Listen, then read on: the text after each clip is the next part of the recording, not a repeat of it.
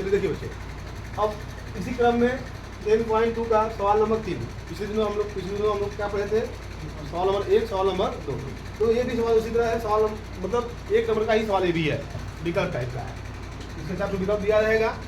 देखिए क्या करना है, उसमें लिखा क्या है, यदि एक बिंदु P से O केंद्र वाले किसी वृत्त पर, देखिए सवाल को जितना अच्छे से गहराई से पढ़ेंगे उसका जवाब सवाल के अंदर ही मिल जाएगा आपको, ठीक है ना।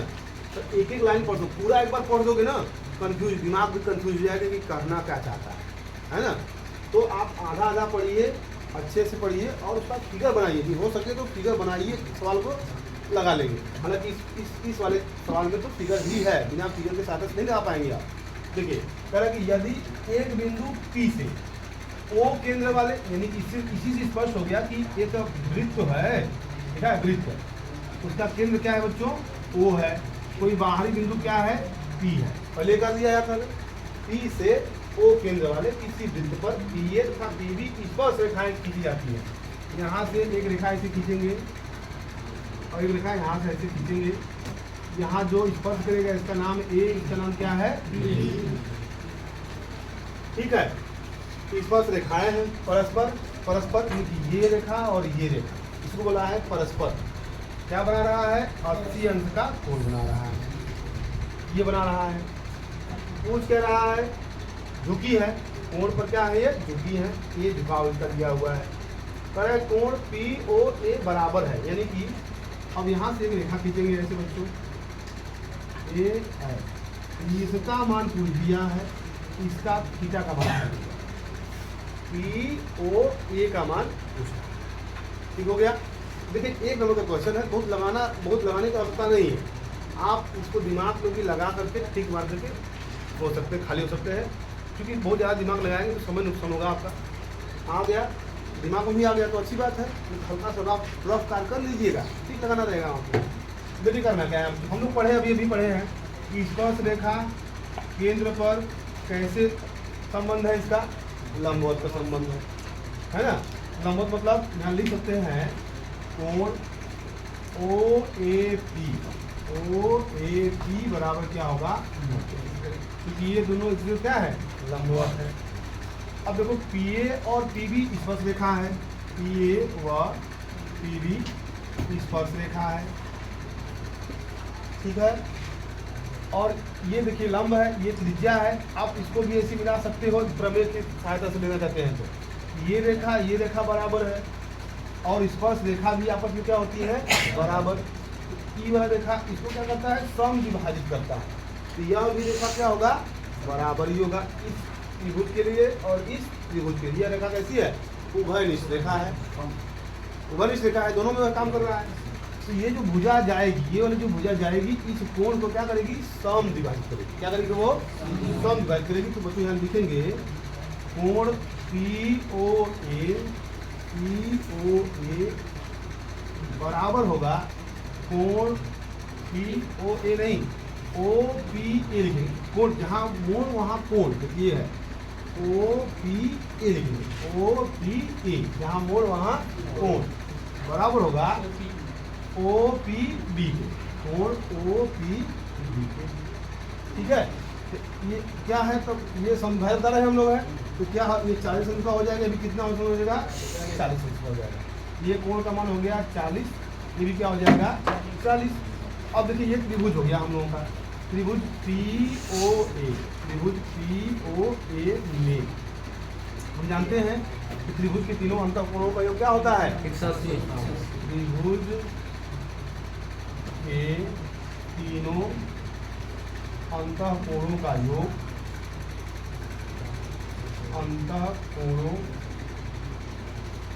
का योग बराबर 180 लिख सकते हैं बच्चों यहाँ पे हम लोग, ठीक है। लिखेंगे कोण, यहाँ पे कोण का मान लिख देते हैं, आप ऐसे लिख सकते हैं कोण OPA प्लस POA, कोण POA, ये POA पूछ भी रहा है, फिर कोण यहाँ PAO, कोण PAO बराबर क्या हो जाएगा बच्चों, 180 हो जाएगा, दिख रहा है ना।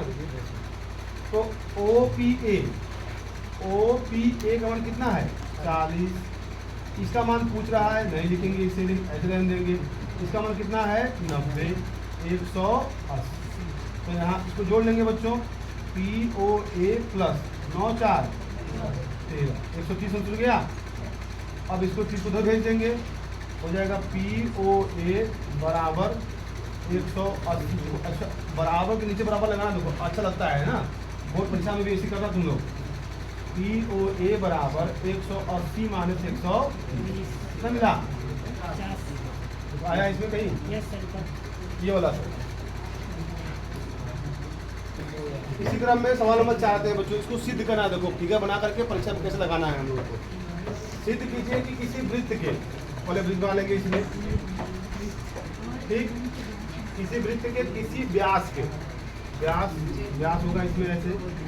व्यास क्या होता है जो केंद्र से होकर जाए, वृत्त के केंद्र से होकर जाए, व्यास के सिरों पर, व्यास के सीधा देखो यहाँ ना है और यहाँ पर है, सिरों पर स्पर्श रेखा समांतर होती है। तो यहाँ सिरों पर एक बिंदु से ऐसे खींच दीजिए, ये रेखा और ये रेखा, इसी क्या करना है, सिद्ध करना है कि ये क्या है समांतर है।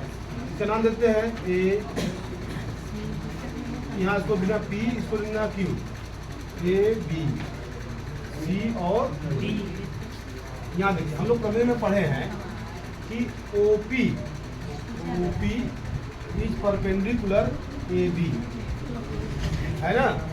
यहाँ एक कोण है, कौन सा, ए पी ओ, ये वाला है, ए पी ओ बराबर कितना होगा 90 डिग्री तथा ये वाला फिर देखेंगे ओ क्यू भी 90 डिग्री, ओ क्यू इस परपेंडिकुलर क्या हो जाएगा। अब इधर देखना एकांतर को जानते हैं ना, इधर वाला कोण इस वाले कोण के बराबर हो जाता है, वो क्या होता है समांतर रेखा हो जाती है। किसके बराबर है परपेंडिकुलर, सी डी के, सी डी ना परपेंडिकुलर है ये वाला। तो ये वाला कोण दिखा देंगे यहाँ पे कौन सा, डी क्यू ओ, इसलिए कोण डी क्यू ओ बराबर क्या है दिखा देंगे। समीकरण इसको एक लेंगे, समीकरण इसको लिखेंगे, कोण ए पी ओ बराबर है कोण पी क्यू ओ, बराबर हो गया। ये एकांतर कोण आपस में बराबर हो गए एकदम। तब कहेंगे सीधे सीधे कि रेखा कौन सी, ए बी पैरेलल है किसके, यही सिद्ध करना। इतना परीक्षा में लिख कर आएंगे आपको पूरा नंबर मिलेगा, ठीक। लिख लीजिए, चाहे इसकी लिख लीजिए आप लोग इसका। देखिए यहाँ पे पी क्यू ओ नहीं बच्चों, यहाँ पे डी क्यू ओ, यहाँ क्या रहेगा डी क्यू ओ। ये वाला कोण इस ओर को क्या है बराबर, एकांतर कोण क्या हो गया आपस में बराबर। तो कहेंगे ये रेखा इस रेखा क्या है। देखिए बच्चों यहाँ लिखा हुआ है सवाल में, सिद्ध कीजिए कि स्पर्श बिंदु से, यानी कि सिंपल सा पहले हम लोग क्या करेंगे बच्चों, वृत्त बनाएंगे है ना, और एक रेखा खींचेंगे जो क्या होगा वृत्त से स्पर्श करते हुए जाएगा, ठीक है। स्पर्श बिंदु से, तो अब स्पर्श बिंदु कहाँ मिल गया हमको, यहाँ मिल गया, ठीक। स्पर्श बिंदु से स्पर्श रेखा पर, इसी रेखा पर खींचा गया लंब, इसी पे एक लंब खींचेंगे, वो कहाँ से होकर जाएगा केंद्र से होकर जाएगा। यही सिद्ध करना है, ठीक है ना।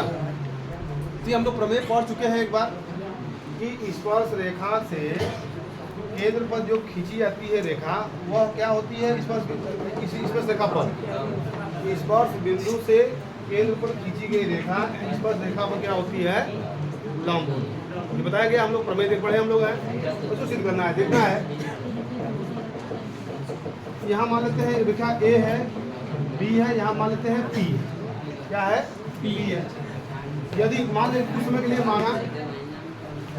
माना OP is perpendicular A B, यदि मान लेते हैं जो सिद्ध करना है उसको हम लोग मान लेते हैं। तो इसको माने हैं, तो माना का मतलब ये हो गया कि यहाँ पर कितना इसको बन रहा है, जब लिखेंगे कोण ओ पी बी बराबर कितना होगा, ये माने हैं, तो अतः ये मिल जाएगा हमको। इसलिए यदि बच्चों कोई एक ऐसा रेखा खींचते हैं हम लोग इस पर, यहाँ पे ऐसे, जो इससे दूरी पर होगा। दूरी पर होने का मतलब अब वो त्रिज्या दूरी से बड़ी हो जाएगी। क्या होगी?